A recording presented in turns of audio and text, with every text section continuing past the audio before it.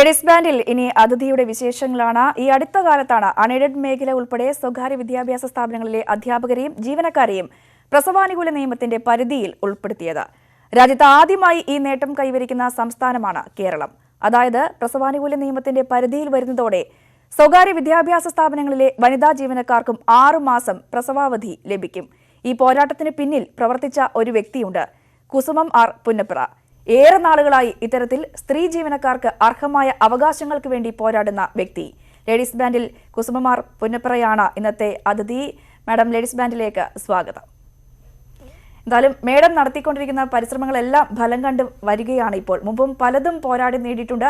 3 ഘട്ടങ്ങളായി പലതും പോരാടി നേടിയ ഒരു വ്യക്തിയാണ് ഇന്ന് ലേഡീസ് ബാൻഡിൽ എത്തിയിരിക്കുന്നതിലും ഏറെ സന്തോഷമുണ്ട്. ഇപ്പോഴിതാ ഈ സ്വാശ്രയ സ്കൂളുകളിലും കോളേജുകളിലും എല്ലാം പ്രസവാനുകൂല നിയമവും ബാധകമാക്കിയിരിക്കുകയാണ്. എങ്ങനെയാണ് ഈ ഒരു ആവശ്യത്തിന് വേണ്ടിയൊക്കെ പ്രവർത്തിച്ചു തുടങ്ങിയത്? ഞാൻ കരുതി കൂട്ടി വരുന്നതല്ല, ഒന്നിലും ആക്സിഡൻ്റലായിട്ട് വരുന്നതാണ്.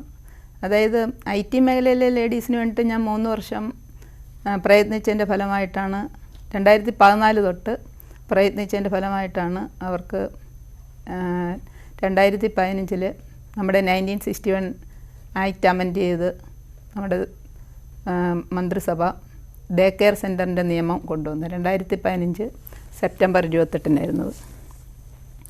അത് മുഴുവനും ഇപ്പോഴും അത് സക്സസ് ആയിട്ടില്ല. കാരണം IT മേഖലയിൽ ഒരു കമ്പനിയെ ഇതുവരെ തുടങ്ങിയിട്ടുള്ളൂ. പിന്നെ day care centre Tata LS മാത്രമേ കൊടുത്തു തുടങ്ങിയിട്ടുള്ളൂ. അതിൻ്റെ പിന്നിലെ പോരാട്ടം ഇപ്പോഴും നടന്നുകൊണ്ടിരിക്കുന്നതേ ഉള്ളൂ. എല്ലാവർക്കും കൊടുക്കണം, സർക്കാർ ചെയ്യും എന്നുള്ളൊരു ശുഭാപ്തി വിശ്വാസമുണ്ട്. അപ്പോൾ അത് കഴിഞ്ഞിട്ട് പിന്നെ 2 ഉദ്ദേശമായിരുന്നു ആ ഒരു മൂവ്മെൻറ്റിൽ. അതായത് ഹ്യൂമൻ റൈറ്റ്സിലുള്ള ഒരു മൂവ്മെൻറ്റിൽ വെച്ചിട്ടാണ് അത് തുടക്കം വന്നത്. പിന്നെ ഞാനൊരു എഴുത്തുകാരിയായത് കാരണം എനിക്ക് ശക്തമായ ഭാഷയിൽ പേപ്പറുകളിൽ ഞാൻ എഴുതിയിടുകയും അതിന് ഒരുപാട് പ്രതികരണങ്ങളൊക്കെ കിട്ടുകയും ചെയ്തു. അപ്പോൾ 2010 ഇവിടുന്ന് പിന്നെ നമ്മുടെ തൊഴിൽ വകുപ്പിൽ നിന്ന് അത് ലേബർ കമ്മീഷണറേറ്റിൻ്റെ ഓഫീസിലേക്ക് പോവുകയും അവിടുത്തെ നിയമ സംരക്ഷണ സമിതി എന്ന് പറഞ്ഞു, അതായത് ലേബർ കമ്മീഷണറേറ്റിലെ ലേബർ ലോ റിഫോംസ് കമ്മിറ്റിയുടെ പിന്നെ പ്രവർത്തനം വളരെയധികം ശ്രദ്ധിക്കപ്പെടേണ്ടതാണ്. കാരണം ഏത് നിയമവും നമുക്കുണ്ടാക്കുന്നത് അവരാണ്. കരട് ബില്ലുകൾ ഉൾപ്പെടെ സർക്കാർ തൊഴിൽ വകുപ്പിൽ നിന്ന് നേരെ പറയുന്നത് അവരിലേക്കാണ് ആ ചുമതല ഏൽപ്പിക്കുന്നത്. ഉടനെ തന്നെ അവർ കൂടി അതിൻ്റെ നിയമവശങ്ങളെല്ലാം കീറി തലനാരിഴ കീറി മനസ്സിലാക്കി അങ്ങനെയാണ് ഒരു നിയമം നമുക്ക് കൊണ്ടുവരുന്നത്. അങ്ങനെയാണ് ലേബർ ലോ റിഫോംസ് കമ്മിറ്റി, പിന്നെ ലേബർ കമ്മീഷണറേറ്റ് ഓഫീസിൽ അവർ സ്തുത്യർഹമായ സേവനമാണ് ചെയ്യുന്നത്.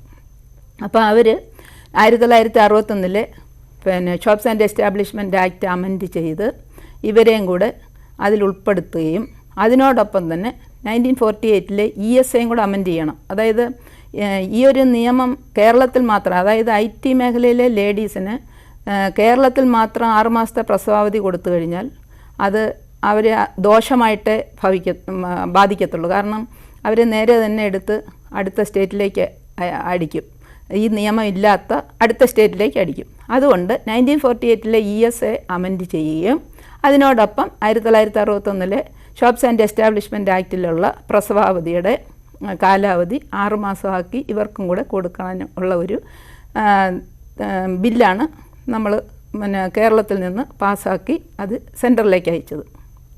സെൻറ്ററിലേക്ക് അയച്ചു കഴിഞ്ഞ് കുറേ അതായത് വളരെ കാലതാമസം നേരിട്ടു എന്ന് തന്നെ പറയാം. അപ്പോഴേക്ക് ദൃശ്യ മാധ്യമങ്ങളുടെ എല്ലാവരുടെയും സപ്പോർട്ട് എനിക്ക് കിട്ടി. സെൻറ്ററിൽ നിന്ന് പിന്നെ പത്രവാർത്തകളിൽ നിന്ന് സെൻറ്ററിൽ നിന്ന് എന്ത് വേണേലും ചെയ്തു തരാമെന്നും പറഞ്ഞ്, അതായത് കേന്ദ്ര തൊഴിൽ വകുപ്പിലേക്ക് ചെന്ന് കഴിഞ്ഞാൽ എന്ത് വേണേലും ചെയ്തു തരാമെന്നും പറഞ്ഞ് സുപ്രീം കോടതിയിലെ ഒരു വക്കീൽ, അത് അദ്ദേഹത്തിൻ്റെ പേരെടുത്ത് പറയാതിരിക്കാൻ പറ്റത്തില്ല, ഒരു കോശി ജേക്കബ്, മാവേലി ചട്ടികുളങ്ങരക്കാരൻ, ഒരു കോശി ജേക്കബ് സാറും അന്ന് എന്നെ വിളിച്ചിട്ട് അദ്ദേഹം ഇതിനെ ഫോളോ അപ്പ് ചെയ്ത് തന്നു. അങ്ങനെ 2017 മാർച്ച് 9 അത് പിന്നെ 6 മാസത്തെ പ്രസവാവധി പിന്നെ കേന്ദ്ര ഗവൺമെൻറ് അനുവദിച്ചുകൊണ്ട് സ്റ്റേറ്റിലേക്ക് ആ ഫയൽ അയക്കുകയും അതനുസരിച്ച് നമ്മുടെ IT മേഖലയിൽ പണിയെടുക്കുന്ന എല്ലാ തൊഴിലാളികൾക്കും എന്ന് തന്നെ വേണം പറയാൻ. കാരണം ഇത് തൊഴിലാളികളാണ് അവിടെ പണിയെടുക്കുന്നത്, വരേണ്യവർഗമൊന്നുമല്ല. അപ്പോൾ അവർക്ക് എല്ലാ സ്ത്രീ തൊഴിലാളികൾക്കും 6 മാസത്തെ പ്രസവാവധി ശമ്പളത്തോടു കൂടി കിട്ടുകയും അവരുടെ ഭർത്താക്കന്മാർക്ക് 15 ദിവസത്തെ, അതായത് ഒരു പുരുഷനാണ് അവിടെ പണിയെടുക്കുന്നെങ്കിൽ അദ്ദേഹത്തിൻ്റെ ഭാര്യ പ്രസവിച്ച് കിടക്കുകയാണെങ്കിൽ 15 ദിവസത്തെ പെറ്റേണിറ്റി ലീവും അനുവദിച്ചു.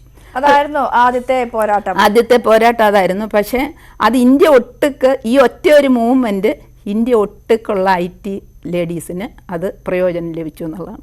വലിയൊരു പോരാട്ടം തന്നെയാണ് അന്ന് മാഡം നടത്തിയത്. എന്തായാലും ഈ ഒരു പോരാട്ടത്തിലേക്ക് എത്തുന്നതൊക്കെ എങ്ങനെയാണ്? കാരണം താങ്കളൊരു സർക്കാർ ജീവനക്കാരിയായിരുന്നു, അതിനുശേഷം ഇങ്ങനെ ഒരു പോരാട്ടം നടത്തുന്നു. എങ്ങനെയാണ് ഇതിൽ ഇങ്ങനൊരു സംഭവം, ഇങ്ങനൊരു ഇടപെടൽ നടത്തണം എന്നൊക്കെ തോന്നി? പ്രത്യേകിച്ചും IT ജീവനക്കാരുടെ ഇടയിലൊക്കെ ഇങ്ങനെ ഒരു വലിയ ഇടപെടൽ നടത്തണം എന്നൊക്കെ തോന്നിയതും അതിലേക്ക് എത്തിച്ചേർന്നതും ഒക്കെ എങ്ങനെയായിരുന്നു? നമ്മൾ പഴമക്കാർ പറയത്തില്ലേ അനുഭവമാണ് ഗുരു എന്ന്. എനിക്ക് അനുഭവമായിരുന്നു ഗുരു. കാരണം എൻ്റെ മോൾക്ക് എനിക്കും ഒരേ നിയമമായിരുന്നു. ഞാൻ സ്റ്റേറ്റ് ഗവൺമെൻറ് കമ്പനിയിൽ കെൽട്രോണിൽ ജോലി ചെയ്യുന്നു. എൻ്റെ മോൾ ഒരു പ്രൈവറ്റ് കമ്പനിയിൽ BTech കഴിഞ്ഞിട്ട് ജോലി ചെയ്യുന്നു ടെക്നോ പാർക്കിൽ. രണ്ടുപേർക്കും ഒരേ നിയമം, ഒരേ സമയം, എല്ലാം പഞ്ചിങ് ഉൾപ്പെടെ ഒരേ ടൈം. പക്ഷേ ഞാൻ പോകുന്നതിനേക്കാളും മുമ്പേ അവൾ പോവും. ഞാൻ വന്നു കഴിഞ്ഞാലും അവൾ മണിക്കൂറുകൾ കഴിഞ്ഞാൽ 10, 8 മണി, 9 മണി, 10 മണി സമയനിഷ്ഠയില്ല. അതിൽ നിന്നാണ് ഇവരുടെ നിയമം എന്താണെന്ന് പഠിക്കാനായിട്ട് ഞാൻ ഇറങ്ങിത്തിരിച്ചത്. അതിപ്പം നമ്മൾ സർവീസിലിരിക്കുമ്പോൾ അത് പറ്റുകയില്ല, കാരണം അപ്പോഴും നമുക്ക് പേപ്പർ കിട്ടും. അതുകൊണ്ട് സർവീസെല്ലാം കഴിഞ്ഞ് 2012 റിട്ടയർമെൻറ്റ് കഴിഞ്ഞ് നേരെ പോയി തൊഴിൽ വകുപ്പിലേക്ക് തന്നെയാണ് പോയത്. അപ്പോൾ അവിടെ അന്ന് ഒരു ഡോക്ടർ GL മുരളീധരൻ സാറായിരുന്നു ലേബർ കമ്മീഷണർ, ആക്ടിംഗ് ലേബർ കമ്മീഷണറായിരുന്നു. എന്തിനാണ് ചെന്ന് മാഡം എന്തെങ്കിലും തൊഴിൽ പ്രശ്നം റിട്ടയർമെൻറ്റിൽ പറ്റുമോ എന്ന് ചോദിച്ചപ്പോൾ ഞാൻ ഇല്ല സാറേ, എനിക്ക് ഈ തൊഴിൽ നിയമങ്ങൾ IT മേഖലയിൽ ഒന്ന് പഠിച്ചാൽ കൊള്ളാമെന്നിട്ട്, ഞാനൊരു എഴുത്തുകാരി ആയതുകൊണ്ട് ഇതിനെപ്പറ്റി ഒന്ന് എഴുതാനാണ്, മനസ്സിലാക്കാനാണെന്ന്. അപ്പോൾ അദ്ദേഹം വളരെ സന്തോഷത്തോടു കൂടി അതെല്ലാം പറഞ്ഞു തന്നു. എൻ്റെ ഉദ്ദേശം വേറെ ആയിരുന്നു എന്നുള്ള അദ്ദേഹത്തിന് അറിയത്തില്ല. ഞാൻ അപ്പോഴേ തന്നെ കരുക്കൾ നീക്കിക്കൊണ്ടായിരുന്നു. അങ്ങനെ 2014 മെയ് 30 ഇവിടുത്തെ ഒരു പ്രമുഖ പത്രത്തിൽ പ്രസവിക്കാനും പാലൂട്ടാനും അനുവദിക്കണമെന്ന് പറഞ്ഞൊരു ആർട്ടിക്കിൾ എഴുതിയിട്ടു. അതിന് കെട്ടുകണക്കിന് മറുപടികളാണ് വായനക്കാരിൽ നിന്ന് വന്നത്. അത് തന്നെ അവർ കുറേ പബ്ലിഷ് ചെയ്തു. അപ്പോൾ അതിൽ നിന്ന് തുടങ്ങി ഹ്യൂമൻ റൈറ്റ്സിലോട്ട് മൂവ്മെൻറ്റ് നടത്തി. അന്ന് കോശി സാറായിരുന്നു ഹ്യൂമൻ റൈറ്റ്സിലിരുന്ന്. ഭാഗീരഥി ദേവിയായിരുന്നു രജിസ്ട്രാർ. അവർ രണ്ടുപേരുടെ ചേർന്നതിന് നല്ലൊരു ഉത്തരവ് എനിക്ക് തന്നു. സാധാരണ വിക്ടിംസിനാണ് കൊടുക്കുന്നത്, പക്ഷേ ഇവർക്ക് ഇത് നേരെയാക്കണമെന്നുള്ള മാനസികമായിട്ട് ഭയങ്കര സന്തോഷമായി. ഞാനിങ്ങനെ ഒരു മൂവ്മെൻറ്റ് നടത്തി. അവർ എനിക്ക് അനുകൂലമായിട്ട് വിധിയിട്ട് തന്നു. അതിൽ പിടിച്ചായിരുന്നു ഞാൻ പിന്നെ കയറിയത്. പിന്നെ അന്നത്തെ തൊഴിൽ വകുപ്പ് മന്ത്രി ഷിബു ബേബി ജോൺ സാറായിരുന്നു. അദ്ദേഹത്തിന് പെറ്റീഷൻ ഫയൽ ചെയ്യും. ഇതിനെ ഫോളോ അപ്പ് ചെയ്ത്, അതായത് ഹ്യൂമൻ റൈറ്റ്സിൻ്റെ ഈ ഉത്തരവ്, നല്ല ഉത്തരവിനെ ഫോളോ അപ്പ് ചെയ്ത്, അങ്ങനെ എൻ്റെ ആർട്ടിക്കിൾ സഹിതമാണ് ഇവിടുത്തെ തൊഴിൽ വകുപ്പിലെ ഫയലിലിരിക്കുന്നത്. കാരണം ആ ആർട്ടിക്കിൾ തന്നെ റെഫറൻസ് വെച്ചിട്ട് സെൻറ്ററിലേക്കും പോയിരിക്കുന്നത്. ഈ മനുഷ്യാവകാശ കമ്മീഷനിലുണ്ടായ പരാതിയൊക്കെ ആദ്യം കൊടുക്കുന്ന അവിടെ നിന്ന് അനുകൂല വിധിയൊക്കെ ഉണ്ടാകുന്നു.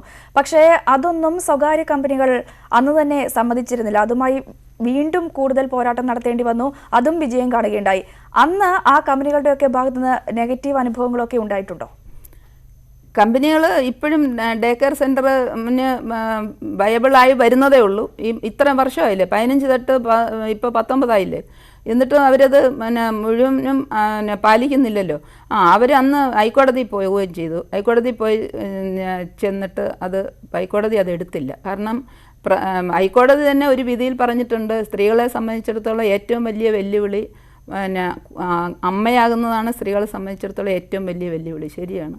അപ്പോഴേക്കും അവരുടെ ജോലിയെ അത് ബാധിക്കും, കുഞ്ഞിനെ വളർത്തേണ്ട ചുമതല. അങ്ങനെ ഹൈക്കോടതി പോലും ഈ പ്രസവാവധി സംബന്ധിച്ച എന്ത് കേസാണെങ്കിലും ഹൈക്കോടതി പോസിറ്റീവായിട്ട് സ്ത്രീകൾക്ക് അനുകൂലമായിട്ട് വിധിയെടുക്കുന്നുള്ളൂ. പക്ഷേ ഇതുമായൊക്കെ ബന്ധപ്പെട്ട അധികാരികൾ, ഇതുമായി മനുഷ്യാവകാശ കമ്മീഷൻ, അങ്ങനെ മറ്റ് വിവിധ കേന്ദ്രങ്ങൾ ഇതുമായൊക്കെ ബന്ധപ്പെട്ട് നമുക്ക് സമീപിക്കേണ്ടതായിട്ട് വരും. അങ്ങനെ സമീപിച്ചപ്പോൾ അധികാരികളുടെ ഭാഗത്തു നിന്നൊക്കെ എന്തെങ്കിലും വെല്ലുവിളികൾ അല്ലെങ്കിൽ ദുരനുഭവങ്ങൾ അങ്ങനെ എന്തെങ്കിലുമൊക്കെ ഉണ്ടായിട്ടുണ്ടോ? ഇത് നടക്കില്ല, ഇങ്ങനെയൊന്നും പോയാൽ ശരിയാവില്ല എന്നൊക്കെ പറഞ്ഞ് സമീപിച്ചപ്പോൾ അങ്ങനെ എന്തെങ്കിലും ദുരനുഭവങ്ങൾ അധികാരികളുടെയൊക്കെ ഭാഗത്തു നിന്നും ഉണ്ടായിട്ടുണ്ടോ? IT കമ്പനികളുടെ ഇത് എന്താ വെച്ചാൽ ഇതങ്ങ് ഭയങ്കര പബ്ലിസിറ്റിയായി. ഇങ്ങനെ ഒരു ലേഡി സ്ത്രീകൾക്ക് വേണ്ടിയിട്ട് IT കമ്പനികളിലെ സ്ത്രീകൾക്ക് വേണ്ടിയിട്ട് പ്രസവാവധി കൊടുക്കാത്തവർക്ക് വേണ്ടിയിട്ട് ശ്രമിക്കുന്നതെന്നും എല്ലാ പത്രദൃശ്യ മാധ്യമങ്ങളും ഇപ്പം നമ്മൾ കണ്ടില്ല, മറ്റേ മരിച്ചുപോയ സിറാജ് ദിനപത്രത്തിൻ്റെ അദ്ദേഹം ഉൾപ്പെടെ എൻ്റെ വീട്ടിൽ വന്ന് ഈ ആർട്ടിക്കിൾ മേടിച്ചിട്ടുണ്ട്. എത്രയോ ആർട്ടിക്കിൾ വന്നിരിക്കുന്നു. എല്ലാ പത്രദൃശ്യ മാധ്യമങ്ങളും ആകാശവാണിയും ഒക്കെ എത്രയോ പ്രാവശ്യം അതിനെ പിന്നെ എയർ ചെയ്തിരിക്കുന്ന ഈ ഒരു പ്രശ്നത്തിൽ. അപ്പോൾ ആർക്കും അതിനെ എതിർക്കാനായിട്ട് വന്നില്ല. കാരണം അതൊരു ഞങ്ങൾ മന്ത്രിയെ കാണാൻ പോകുമ്പോൾ എനിക്ക് 2-3 ഫ്രണ്ട്സ് ഉണ്ട്, ശ്രീലതാ മേനോനും ഗോമതി അമ്മാളും ഒക്കെ പറഞ്ഞ് 2-3 ഫ്രണ്ട്സ് ഉണ്ട്. പിന്നെ അവരെപ്പോഴും വിളിച്ചാലും വരും. ഞങ്ങൾ ഒരു തവണ മന്ത്രിയെ കാണാൻ ഈ പ്രശ്നത്തിൽ ചെന്നപ്പോൾ അവിടെ ഇരുന്ന മന്ത്രിയെ കാണാൻ വന്ന വിസിറ്റേഴ്സ് ഉൾപ്പെടെ പിന്നെ അതിനെ സപ്പോർട്ട് ചെയ്യുകയാണ് ചെയ്തത്. അപ്പോൾ ഒരാളെങ്കിലും ഇതിൽ ഇറങ്ങി തിരിച്ചത് എന്ന് പറഞ്ഞാൽ അത് ഏറ്റവും വലിയ ഒരു പിന്നെ സാമൂഹ്യ പ്രശ്നമായിട്ട് മാറുകയും സമൂഹത്തിൽ നിന്ന് ഒരുപാട് പിന്തുണ കിട്ടുകയും ചെയ്തു. പിന്നെ പ്രത്യേകിച്ച് പറയാനുള്ള എൻ്റെ ഹസ്ബൻഡ് ഒരു പിന്നെ ട്രേഡ് യൂണിയൻ നേതാവാണ് ബാങ്കിൽ. അവരുടെ പിന്നെ ശരിക്കും സെൻട്രൽ ബാങ്ക് ഓഫ് ഇന്ത്യയിലാണ്. അവരുടെ ആ പിന്നെ സിൽവർ ജൂബിലിക്ക് എന്നെ ഇനി അവരുടെ CH വെങ്കടായാലും അവരുടെ ഏറ്റവും വലിയ നേതാവ് എനിക്ക് പിന്നെ ഇതൊക്കെ വലിയൊരു പ്രോത്സാഹനം തന്നു, ഷാളൊക്കെ അണിയിച്ച്. അതൊക്കെ എനിക്ക് ഒരുപാട് എനർജി തന്ന ഒരു കാര്യമായിരുന്നു. അതാണ് ഒരാളെങ്കിലും ഇറങ്ങിത്തിരിക്കണം എന്നതാണ് ഇവിടെ ഏറ്റവും പ്രധാനമായി മറന്നത്. പക്ഷേ ഇവിടെ സ്ത്രീകളുടെ ന്യായമായ അവകാശങ്ങൾക്ക് വേണ്ടിയൊക്കെ പോരാടണമെന്ന് എല്ലാവരും ആഗ്രഹിക്കാറുണ്ട്. പല സ്ത്രീകളും അങ്ങനെ ആഗ്രഹിക്കാറുണ്ടെങ്കിൽ കൂടിയും പലരും മുന്നോട്ട് വരാറില്ല. അങ്ങനെ ശക്തമായി മുന്നോട്ട് പോകാൻ പ്രേരണയായത് എന്ത് ഘടകമായിരുന്നു താങ്കൾക്ക്? ഇങ്ങനെ മുന്നോട്ട് വരാതിരിക്കുന്നവർക്കുള്ള ഒരു ഉപദേശം എന്താണ്? ശരിക്കും പറഞ്ഞാൽ പിന്നെ വീട്ടിൽ നിന്നുള്ള സപ്പോർട്ടും സമൂഹത്തിൽ നിന്നുള്ള സപ്പോർട്ടും ഒരുപോലെ ഉണ്ടെങ്കിൽ ഏത് സ്ത്രീക്കും ഒരുപാട് കഴിവുകളുണ്ട്. അവർ മുന്നോട്ട് വന്ന് പലരും മടിച്ചു നിൽക്കുന്നുണ്ട്. വീട്ടിൽ നിന്ന് നെഗറ്റീവ് ആയിക്കഴിഞ്ഞാൽ വെളിയിലോട്ട് ഇറങ്ങാൻ പറ്റത്തില്ല. പിന്നെ ഒരു സംഘടനയിൽ പ്രവർത്തിക്കുന്നതും ഒറ്റയ്ക്ക് പോരാടുന്നതും തമ്മിൽ ഒരുപാട് വ്യത്യാസമുണ്ട്. കാരണം എല്ലാ രാഷ്ട്രീയ കക്ഷികളുടെയും പിന്തുണ അപ്പോൾ കിട്ടും. കാരണം പ്രത്യേകിച്ച് ഒരു രാഷ്ട്രീയ കക്ഷിയെ സ്റ്റിക്ക് ഓൺ ചെയ്ത് നിൽക്കുകയാണെങ്കിൽ അത് പിന്നെ അപ്പോൾ അവരുടെ മാത്രം പിന്തുണ കിട്ടത്തുള്ളൂ. ഇതങ്ങനല്ല. ഞാൻ എല്ലാ രാഷ്ട്രീയ കക്ഷിയിലും ഉണ്ടോ എന്ന് ചോദിച്ചാൽ എല്ലാത്തിലും ഉണ്ട്. സഫറിംഗ് പീപ്പിൾ എവിടെയൊക്കെ ഉണ്ടോ അവിടെ എല്ലാം ഞാനുണ്ട്. അപ്പോൾ താങ്കൾ ഇറങ്ങി തിരിപ്പിച്ചപ്പോഴും സമൂഹത്തിന്റെ വലിയൊരു പിന്തുണ കിട്ടി. പിന്നെ ഇത് ഇപ്പം മാഡം ചോദിച്ചല്ലോ, പിന്നെ സ്വാശ്രയ സ്ഥാപനങ്ങളിലെ സ്ത്രീകൾക്ക് അതും പെട്ടുപോയതാണ്. അതായത് പിന്നെ ഇത് കഴിഞ്ഞപ്പോഴത്തേക്ക് നിരന്തരം ഈ സ്ത്രീകളുടെ സ്വാശ്രയ സ്ഥാപനങ്ങളിൽ ജോലി ചെയ്യുന്ന സ്ത്രീകളുടെ വിളി വരികയും ആദ്യമായിട്ട് ഇടപെടേണ്ടി വന്നത് Thrissur mothers college of nursing എന്ന് പറഞ്ഞ ഒരു കോളേജിലെ 2 ഗർഭിണികളുടെ കാര്യത്തിനാണ് ഇടപെടേണ്ടി വന്നത്. അത് 2017 മാർച്ച് 9 സെൻട്രൽ ഗവൺമെൻറ് ഇത് അനുവദിച്ച് പിന്നെ ഇത് മെറ്റേണിറ്റി ലീവ് പരിഷ്കരിച്ച് ആ നിയമം വെളിയിൽ വന്നപ്പോൾ ഇവർ പ്രസവിക്കാനായിട്ടിരിക്കുകയായിരുന്നു. അങ്ങനെ അവർ പറഞ്ഞ് ഞങ്ങൾക്ക് ഇതുവരെ പ്രസവാവധി ഒന്നും കിട്ടുന്നില്ല, മാഡം ഇതിലൊന്ന് ഇടപെടുമെന്ന് ചോദിച്ചു. അങ്ങനെ ഞാൻ ലേബർ കമ്മീഷണറുടെ ഓഫീസിൽ ചെന്ന് ഇവർക്ക് വേണ്ടിയിട്ട് പരാതി എഴുതി കൊടുക്കുകയും കേവലം 3 മാസം കൊണ്ട് അവർക്ക് ആ മെറ്റേണിറ്റി ലീവ് 6 മാസത്തെ ലഭിക്കുകയും ചെയ്തു. ശമ്പളത്തോടു കൂടിയ മെറ്റേണിറ്റി ലീവ്. ചരിത്രത്തിൽ ആദ്യമായിട്ട് സ്വാശ്രയ സ്ഥാപനങ്ങളിൽ മെറ്റേണിറ്റി ലീവ് പിന്നെ അവർ പറഞ്ഞുള്ള അറിവാണ് കിട്ടുന്നത് ആദ്യമായിട്ടാണെന്നാണ് അവർ പറഞ്ഞത്. ശമ്പളം കിട്ടിയത് പ്രസവിച്ചതിന്. അത് ഫസ്റ്റ് കുട്ടിക്കല്ല, 2ാമത്തെ കുട്ടിക്കാണ് അവർക്ക് അത് ലഭിച്ചത്. താങ്കളെ സംബന്ധിച്ചുള്ളത് വലിയൊരു അഭിമാനമാണ്, വലിയൊരു നേട്ടമാണ്. ഇനിയും കൂടുതൽ പോരാടാനും ഉണ്ടാവും. എന്താണ് അടുത്ത ലക്ഷ്യം? എന്താണ് കൂടുതൽ ഇങ്ങനത്തെ വിഷയങ്ങളിലൊക്കെ ഇടപെട്ട് മുന്നോട്ട് പോകാൻ തന്നെയാണോ തീരുമാനം? ഈ വിഷയമല്ല, ഈ വിഷയം എന്ന് പറഞ്ഞാൽ സ്ത്രീകൾ ഇപ്പോഴും ഒരു കുട്ടി ഒരു പിന്നെ അബലയായെന്ന് പറയാം. +2 അധ്യാപിക പാലക്കാട്ടേക്ക് ട്രാൻസ്ഫർ അടിച്ചു. അവൾക്ക് ഭർത്താവും മരിച്ചുപോയി, അച്ഛനെ നോക്കണം, 2 പെൺകുട്ടികളൊക്കെ. അത് എന്നെ ഇതുപോലെ നിരന്തരം വിളിച്ചുകൊണ്ടിരിക്കുക. അതിന് ഞാനിങ്ങനെ ഒരു ശ്രമം നടത്തിക്കൊണ്ടിരിക്കുക. അപ്പോൾ ഇങ്ങനെ ഓരോന്നും വന്നു വിടുകയാണ്. അല്ലാതെ എനിക്കിപ്പോൾ ഉള്ളത് ഇപ്പം സ്വാശ്രയ സ്ഥാപനങ്ങളുടെ സ്ത്രീകൾക്ക് വേണ്ടിയിട്ട് ഞാൻ 20 മാസം പ്രവർത്തിച്ചു. മറ്റേത് എല്ലാം റെഡി ആയതുകൊണ്ട് 1969 മെറ്റേണിറ്റി ലീവിൻ്റെ എല്ലാം റെഡി ആയതുകൊണ്ട് ഇവർക്ക് വേണ്ടി 20 മാസമേ പ്രവർത്തിക്കേണ്ടി വന്നുള്ളൂ.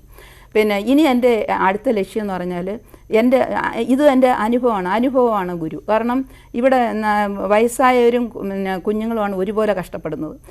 പിന്നെ വയസ്സായി കഴിഞ്ഞാൽ പിന്നെ ഒരുപാട് വയസ്സായവർ പിന്നെ മക്കൾ നോക്കാത്തവരുണ്ട്, മക്കളുണ്ട് വൃദ്ധസാന്നിധ്യത്തിൽ തള്ളുന്നവരുണ്ട്, ഒന്നുമില്ലാത്തവർ.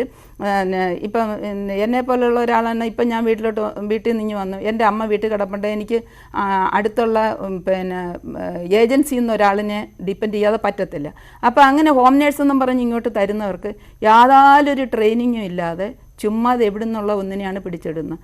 അപ്പോൾ അവർക്ക് ജെറിയാട്രിക് ട്രെയിനിങ് കൊടുത്ത് സർക്കാർ തലത്തിലെങ്കിലും അത് ടേക്കപ്പ് ചെയ്ത് ഈ പിന്നെ ഹോം നേഴ്സിനെ സപ്ലൈ ചെയ്യുന്ന, ഇല്ലെങ്കിൽ ഈ ഏജൻസികളെ മൂക്കേറിടേണ്ട കാലം അതിക്രമിച്ചിരിക്കുന്നു. കാരണം ഒരു നിയമവ്യവസ്ഥയില്ലാതാണ് ഈ കേരളം മൊത്തം ഇപ്പം ഇവർ പ്രവർത്തിക്കുന്നത്. അത് സാലറി കൂട്ടുന്നതും പിന്നെ മിനിമം വേജ് അവരുടെ ഒരു മാസത്തെ 5753 രൂപയെങ്ങാണ്ടാണ് മിനിമം വേജ്. ഞാൻ അതൊക്കെ തൊഴിൽ വകുപ്പിൽ നിന്ന് എടുപ്പിച്ചു.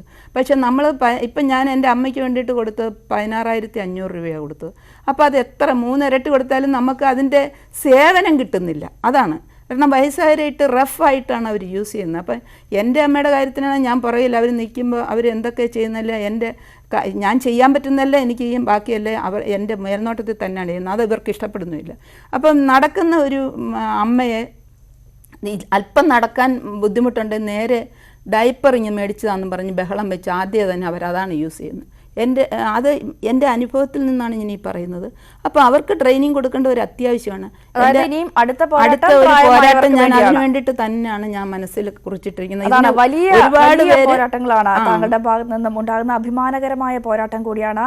സ്വകാര്യ സ്ഥാപനങ്ങളിൽ ജോലി ചെയ്യുന്ന വനിതാ ജീവനക്കാരെ സംബന്ധിച്ചിടത്തോളം ഏറ്റവും അഭിമാനകരമായ ഒരു നിമിഷം കൂടിയാണ് ഇത്. എന്തായാലും സ്ത്രീകളെ സംബന്ധിച്ച് ഏറ്റവും ഒരു പ്രചോദനമാണ് താങ്കളുടെ പേരും.